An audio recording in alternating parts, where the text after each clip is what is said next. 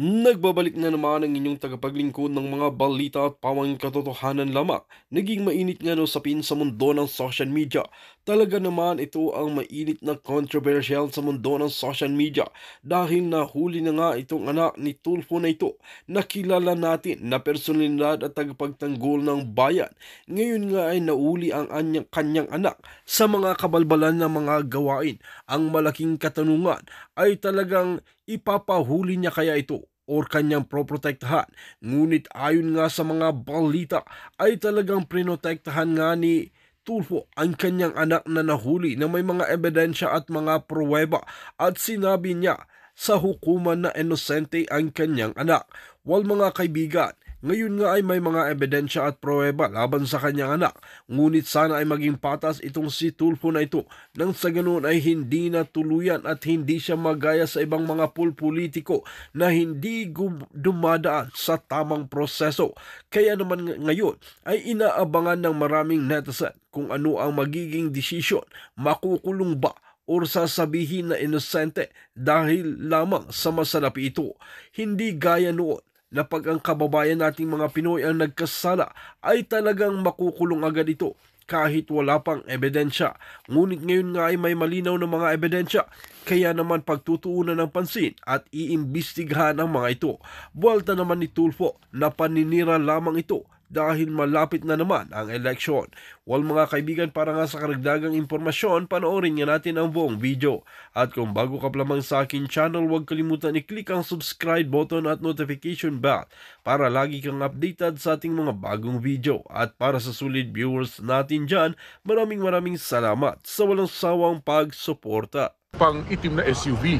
Unang tinikita ng lead car na may sticker pa ng official seal ng House of Representatives. Ang rehistro ng sasakyan nakapangalan naman kay Quezon City 2nd District Representative Ralph Wendell Tulfo, anak ni Senador Raffy Tulfo. Bagaman hindi siya ang nagmamaneho. Wala pang sagot ng subukan naming kuhanan ng panig si Congressman Tulfo, pero nakausap ng Senate media ang kanyang ama. Na-flag down daw po yung sasakyan. Nabalitaan ko lang actually, tumakas ba? Issue. Issue. So, hindi tumakas. Pag hindi tumakas, wala akong naging problema. Pag hindi silang abuso, hindi nagmura, wala akong problema. At naka-8 bang plaka niya, hindi. Regular plate lang, sir, parang regular. Para kay Senador Tulfo, sapat nang nagpatikit at humingi ng paumanhin sa kanya ang anak. Hindi rin daw anak niya ang nag-abuso, kundi ang driver nito. Well, in-admit naman niya, yung may susunungan niya, nag-apologize siya. So,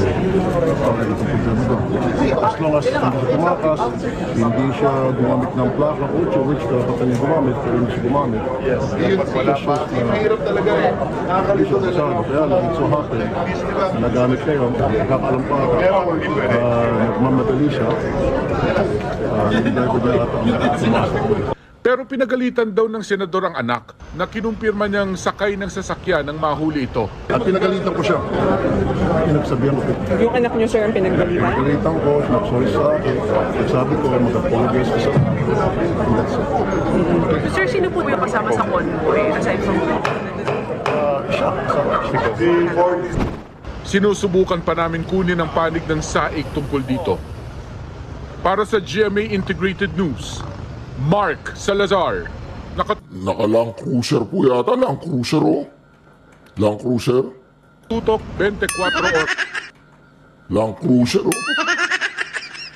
Mga kareaksyon, ano masasabi po ninyo dito sa nangyaring ito? Diba? Simpleng rules, regulation po ng daan. Diba? Pero bago yan, Reaction TV page muna tayo. Reaction TV page, nagbabalik reaction. Napakaganda po ng pag-uusapan natin ngayong mga kareaksyon, ha. Mantagin ninyo, anak ni Senator Raffy Tulfo na isang kongresista. Ayun, dumaan sa bus lane.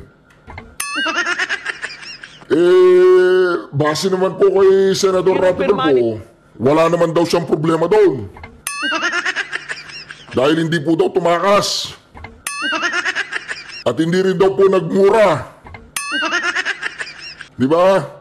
At hindi raw po, hindi raw siya gumamit ng plate ng 8.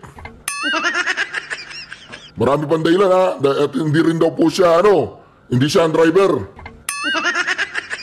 Yun po, ayan sabi niya dito Hindi siya gumamit ng plaka 8. Oh. Hindi raw siya gumamit ng plakang 8. Bakit? Pag gumamit ba siya ng plakang 8, hindi ayos yun. Pag 8 yung plaka, hindi ka pwedeng dumando sa bus lane. Pag hindi 8 yung plaka, pwede na.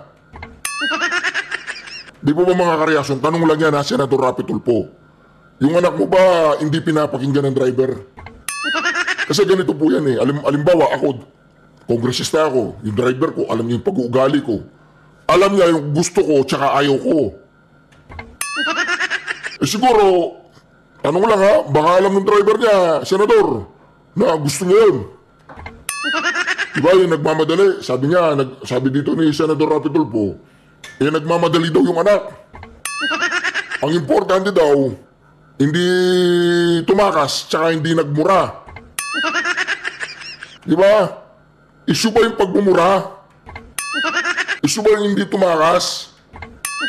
Ang issue dito, Senador Rapi Tulfo, sanay ba talaga yung anak mo lumabag sa mga batas?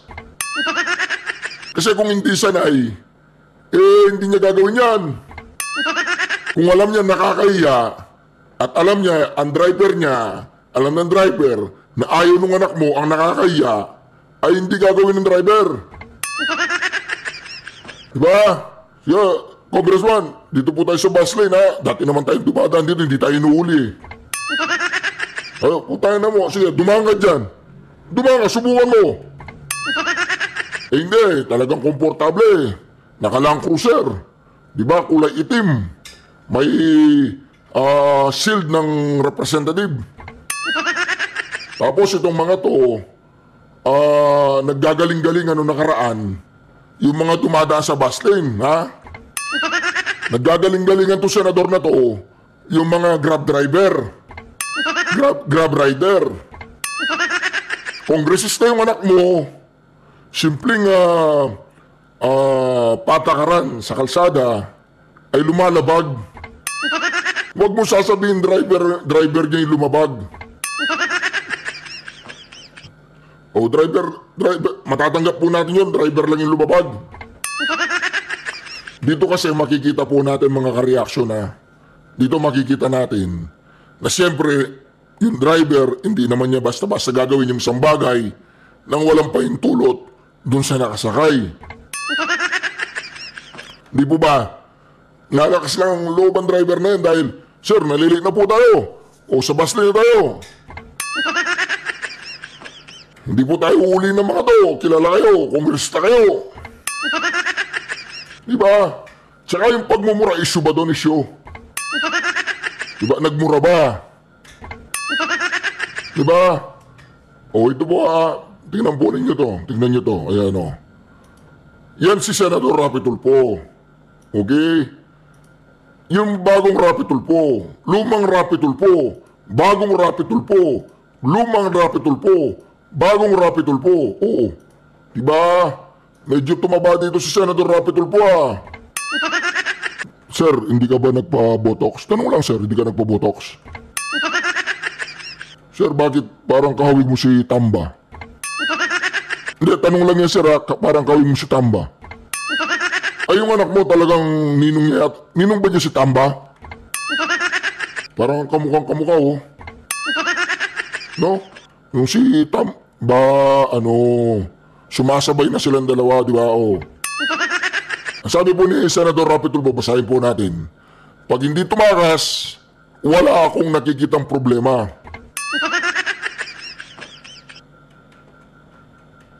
Pag hindi raw tumakas yung anak niya, wala siya nakikitang problema. So yung ginawa ng anak niya, hindi problema. Sabi niya, wala akong nakikitang problema Di ba? Gumawa ka ng krimen. Hindi ka lang tumakas. Hindi na problema yun. Magaling kung ganoon. Magaling ka, Senador Rapi Tulfo. Magaling ka. Magaling ka. Pag hindi siya ng abuso, hindi nagmura. Puta nga, hindi pa nga abuso yan? Hindi pa nga abuso sa kapangyarihan yan? Alam na niyang bawal dumaan doon sa bus lane. Hindi pa nga abuso yan. Nagkamali. Putangina.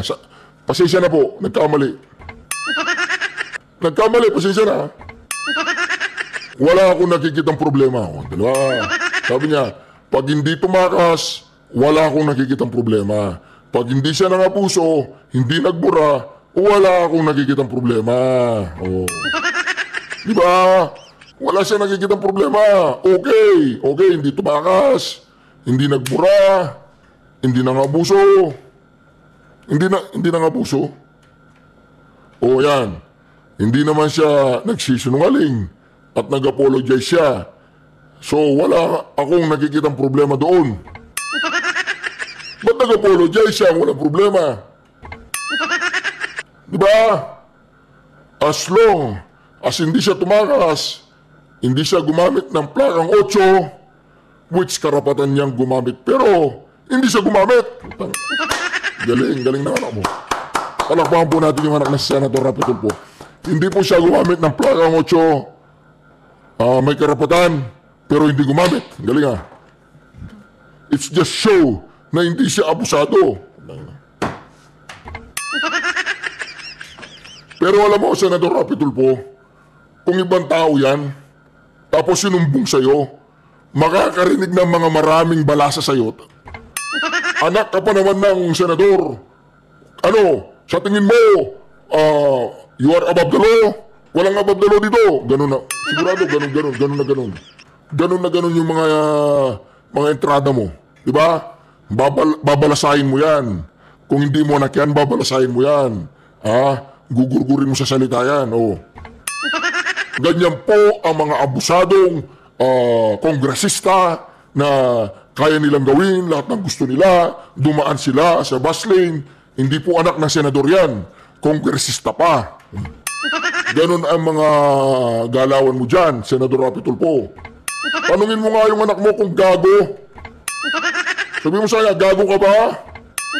Alam mo ng bus lane yun, alam mo ng kongresista ka, ang tatay mo, senador, dadaan ka doon. Tanungin mo lang kung ano siya, may kurong-kurong. Tanungin mo lang sabi mo sa kanya, Senador Rapi Tulfo, tarantado ka ba kamo sa kanya? Hindi masama yun. Pag ganyan klase ng tao, tarantado yan. Simpleng batas hindi masunod. Di ba? Kung anak ko yan, alam mong gagawin ko. Pagwawalisin ko siya doon sa bus lane. Sa araw, magwawalis siya doon. Ganoon ang gagawin ko sa kanya. Hindi ko yan kasi sinisira niya yung tulpo Kaya naman sisirain dyan. Di ba? Di ba? Ngayon, Senador Rapi Tulfo, utang na, dahil nagmumura yung isang tao, nangabuso na. Di ba? Ganun yun. Huwag kang ganyan. Di ba? Kaya tignan mo, yung ginagawa ng anak mo, kongresista yan. Di ba? Ganyan po ang mga tulpo. Una, si Erwin, nagsinungaling. Nagsinungaling yan. Doon sa birth certificate niya. Erich. Erich Tulfo. Tapos, yung tito niyan, binugbog ni Raymar Santiago. Bibig niya, ang daming pinapakialaman binugbog. Mga walang reputasyon ng mga bibig. Diba? Ngayon, binugbog. Ngayon, tumatakbo pang senador itong si Erwin, tsaka si Ben, diba? Mananalo yan. Maniwala kayo sa akin, mananalo sila. Ang problema ngayon, 3 tulpo. Diyan sa Senado, 3 ang problema ng bayan. Diba? Problema yan. Malaking problema yan. Paano hindi magiging problema? Tignan mo yung anak niya. Diba? Kongresista pa yan. Traffic rules lang, hindi marunong sumunod. Hindi ba? Paano pa kung lumakas na naging napakamakapangyarihan ng mga tulpo? Wala na, sila na yung batas. Tingnan po ninyo Anong pangalan ng anak niyang to? Kongresista yan. Siguro nakalang cruiser, merong Congress seal, siguro sabi, hindi tayo I-stop dyan. Diretso lang. Palo. Uhuli. O sabi niya, tumakas, hindi o. Walang problema. Nagmura ng abuso. O, walang problema. Hindi pa ba nang abuso yan? Yung ginawa niya, hindi pa nga abuso yan? Anong klaseng tatay ka? Sasabihin mo, hindi pa nga abuso yan. O, di ba? Tapos, yung mga vlogger na pumupuna sa'yo, dinidimanda mo. O, ano nga, nagiging katawa-tawa ka. Di ba? O, ngayon, tingnan mo, ang ginagawa ng anak mo. Di ba mga kareaksyon? O, tingnan mo yung pagmumukha dito ni Rapi Tulfo. O, di ba? Ayaw niyang tumanda. O, tumaba. O, di ba? Ganun yan. Rapi Tulfo, Rapi Taba. Rapi Tulfo, Rapi Batchoy. Rapi Tulfo, Rapi Chubby. O, di ba? Ganun yan. Yo, di ba? O. Anyway, mga kareaksyon. O, Senador Rapi Tulfo, ha? Bigyan mo ng kaliwat kanan niya. Hindi pa pwedeng ganyan. Pagtatanggol mo pa, hindi. Klasik ang ano, di ba? O, dito naman tayo mga kareaksyon. Mainit-init na balita, binigyan ni Pangulong Bongbong Marcos ng executive clemency si dating Iloilo City Mayor Jed Mabilog. Kinumpirma ito ni Executive Secretary Lucas Bersamin. Ito raw ay dahil sa naging commitment sa good governance at natanggap na iba't ibang parangal at pagkilala ng Iloilo City sa ilalim ng pamumuno ni Mabilog. Si Mabilog po, nung panahon ng Pangulong Duterte, nagtatago yan. Dahil sa drugs. Dahil sa drugs. Ha? Nagtatago yan, hindi umuwi yan hanggat nakaupo ang Pangulong Duterte. Kasi kung wala kang kinalaman, hindi ka magtatago. Lalo na sa pagdating sa drugs. O ngayon, nagtago siya. O, di ba, hindi ko naman sinasabi may kinalaman siya sa drugs, pero nagtago. Nung nakababa na ang Pangulo, bumalik. O, sumali siya sa Quadcom, hearing, naging resource person, ginawa niya yung kanyang party, o yun. O, ngayon ano, clemency. O, di ba? Sabi nga, na yung vibration, baka pares yung vibration. Di ba? Drugs. O, di ba? Ganun yun. O, pagna natin. Isa pang mainit-init na balita, binigyan ni Pangulong Bongbong Marcos ng executive clemency si dating Iloilo City Mayor Jed Mabilog. O, Kinumpirma ito ni Executive Secretary Lucas Bersamin. Ito raw ay dahil sa naging commitment sa good governance at natanggap na iba't ibang parangal at pagkilala ng Iloilo City sa ilalim ng pamumuno ni Mabilog. naku po. Ang executive clemency na ginawad kay Mabilog ay kaugnay sa administrative case na isinampa kay Mabilog. Noong nakarang Setyembre na magbalik bansa si Mabilog at nagpiyansa sa kasong graft na isinampa ng Ombudsman. Kaugnay ito sa umano'y pakikialam ni Mabilog sa pagbibigay ng government contract para sa towing services. Naku po. Tumistigo rin si Mabilog sa mga pagdinig ng Kamara at Senado noong nakaraang taon. Yun! Tumestigo pala eh. Tumestigo pala eh. O, sa pagdulog ng, ng Quadcom. Tumestigo pala eh. Diba? May bayad. Hindi, may bayad yung kinakain nila doon. Tumestigo siya. Diba? Laban sa kampanya pakikialam ni Mabilog sa pagbibigay ng government contract para sa towing services. Tumistigo rin si Mabilog sa mga pagdinig ng Kamara at Senado noong nakaraang taon laban sa kampanya kontra droga ng Administrasyong Duterte. Kabilang si Mabilog sa mga inakusahang narco-politician noong Administrasyong Duterte. Itinanggi ni Mabilog ang paratang na ito. Bakit tinanggi ni Mabilog ang mga paratang na ito? Ano maaaminin mo? Diba? Ito pa, mantagin mo, bibigyan ng clemency si Mabilog. Ha? Drugs yun, ha? Drugs yun. O, diba? Tapos, sino susunod? Si Espinosa. Diba? Si Espinosa daw. O, ito naman, grabe ha. Grabe po yung ngayon nangyayari ngayon, di ba? Yung mga ganyan tao, nung panahon ng Pangulong Duterte, tagtatago yan. Hindi makalabas-labasan yan sa lantad, hindi makalantad yan. Tago ng tago sa ibang bansa kung saan-saan. Ngayon, dito sa administrasyong Bobong Marcos, clemency. Clemency po yan. Lahat po, mga ginagamit nila. Si Mark Taguba, si Guban, lahat po yan. Taguba, may kaso. Convicted. O, di ba? O, ngayon, nasaan? Nandun sa Kongreso Good Life. Pinapasyalan ng pamilya. Di ba? Naka-aircon. O, nakakama. O, masarap ang pagkain. Dito naman tayo, pag-usapan po natin ngayon. Itong si SP, si Senate President Chisa Escudero, di ba? Pagdating po dun sa katarantaduang ginawa nila dyan sa committee report. Asher, kumpiyansa ba si Senator Francis Chis Escudero na hindi madedeklarang unconstitutional o hindi sang-ayon sa saligang batas ang 2025 budget? Monica, nanindigan sa Senador Francis Escudero na ang basihan ng General Appropriations Act o GAA ay ang enrolled bill at hindi ang anumang mga report bago nito, gaya na lamang yan ng Bicameral Conference Committee report. Muling binigyang diin din ito na walang kulang sa GAA at ang kinukwestiyon sa bilang unconstitutional ay batas o ang GAA at hindi ang report.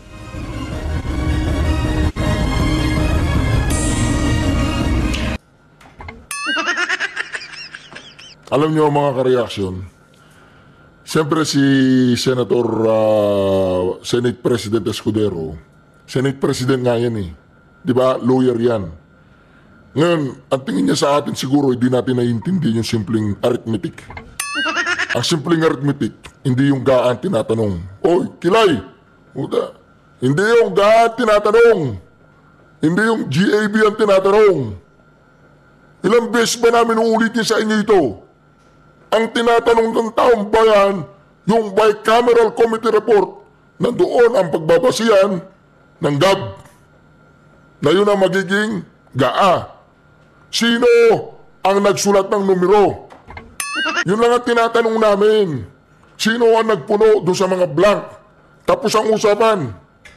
Walang legal, walang illegal. Sabihin nyo lang kung sino ang naglagay ng numero doon sa Bicameral Committee Report na naging enroll bill. Ba't hindi nyo masagot? Ang dami nyo pasikot-sikot dyan Sagutin mo, sino ang naglagay? Ayon kay Senador Escudero, ang clerical errors o mali sa pagkakasulat ay maaaring itama. Maaari din anya itong punuan kung may pagkukulang. Bukod dito, sinabi ng mababatas na may desisyon ng Korte Suprema na kung may pagkakaiba sa journal na pinagdebatihan o ang BICAM report, ang tawag niya rito ay Journal Entry Rule o Enrolled Bill Principle. Ganoon? Nasa batas yun? Ganoon? Pipirma, blanco, tapos may maglalagay na number doon. Lahat ng tao doon sa pagdinig sa kamera, yung budget deliberation, lahat ng pinagdebatihan doon, lahat ng pinagkasunduan doon, mawawala na sa isay dahil lamang doon sa pirasong papel na walang nakasulat na numero at blanco. Yung mga tinatawag na technical committee, kaya nilang gawin lahat ng gusto nila. Kaya nilang isulat lahat ng numero na wala nang kinalaman yung buong miyembro ng Kamara. Wag na kayong budget deliberation. Dire-diretso na, bigay na sa technical, kayo nang bahala, i-balance yung budget. Total, gano'n naman ang ginawa nyo. O di ba? Pumirma, blanco, pagdating ng enroll bill may number, pagdating ng GAA, kumpleto. Di ba? Ganun ba kabobo ang taong bayan, Kilay? Para maniwala sa mga sinasabi mo? Grabe Ano na yan? Garapalan na yan. Hindi tatanggapin ng taong bayan yan. Nagdesisyon ng Korte Suprema sa mahabang mga desisyon na ang sinusunod at pinapairal na batas sa ating bansa ay ang tinatawag nating enrolled bill. Kung ano ang nandun sa batas na pinirmahan ng Pangulo, yun ang batas. Hindi ko anumang report bago nun. At yan din ang sinulat namin sa Bicameral Conference Committee report niya na kung may pagkakaibang Bicam report kulang man, sobra o mali ang total, at yung aktual na enrolled bill, yung enrolled bill ang susundin. Yung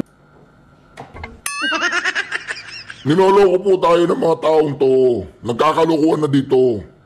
Hindi pwede to. Eh di, wala rin palang kwenta yung bicameral committee conference ninyo. Kung yung technical working group lamang ang pwedeng ay may kapangyarihan din naman na magbago, magsulat, magpuno. Sabi nga ni Congressman Ungab, ano yan, labag sa batas yan. O, Kilay, idemanda mo si Congressman Ungab. Demanda mo siya. Nanggugulo siya sa bayan. O, mali yan. Mali ang ginagawa ni Ungab kung gano'n. Huwag mong gagaguhin yung mga tao. Simple lang ang tinatanong namin. Wala nang marami pang saksat. Sino ang naglagay ng numero doon sa mga blanco, doon sa bicameral committee report? Sino ang naglagay ng number? Tapos ang usapan. Wala tayong pinag-uusapan dito kung kumpleto yung number doon sa enroll bill. Wala tayong pinag-uusapan dito kung kumpleto yung number sa GAA. Ang usapan, ang tanong ng bayan, ganun siya magsalita eh. Ang usapan, ang tanong ng bayan, sino ang naglagay ng number o numero doon sa enroll bill? Sino ang nagpuno ng numero doon sa blankong papel ng bicameral committee report? At kung magkagaroon, sino ang dapat managot? Ganun po siya magsalita eh, di ba? O, niloloko mo ba kami? Oy, Kilay, niloloko mo kami? Sagutin mo ang tanong. Sino ang naglagay ng numero doon sa bicameral report? At sino ang naglagay ng numero doon sa enroll bill? Sino yung technical o dapat managot yan? enrolled bill ang mananaig dahil yon ang batas. Tignan mo, wala naman nagsasabing batas yung bicameral committee report. Kasi nga hindi pa na isa batas eh. Hindi pa napirmaan ng bobong presidente. Hindi pa niya napirmaan. Ngayon, ang tanong ng taong bayan, sino ang nagsulat doon sa blankong parte noong bicameral committee report upang magawa yung enroll bill na tinatawag na General Appropriation Bill na siyang magiging General Appropriation Act na pipirmahan ni Bongbong Marcos. Sino ang mga nagsulat? Nagpuno ng fill in the blanks. Yun lang ang tinatanong ng taong bayan. Ha? Wala tayong tinatanong dito ang batas, hindi batas. Tinatanong ng taong bayan, sino yung mga nagsulat? Report, kulang man, sobra o mali ang total, at yung aktual na enrolled bill, yung enrolled bill ang susundin. Yung enrolled bill ang mananaig dahil yon ang batas. Oh, tama ka naman eh.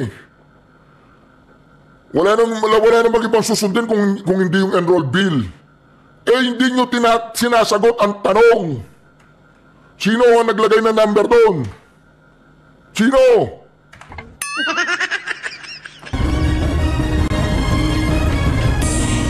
Welcome din para kay Senador Escudero ang anumang petisyon para questionin ang batas na ipinapasa ng Kongreso. Aniya oportunidad dito sa Supreme Court na ikatlong sangay ng pamahalaan para makilahok sa proseso ng budget.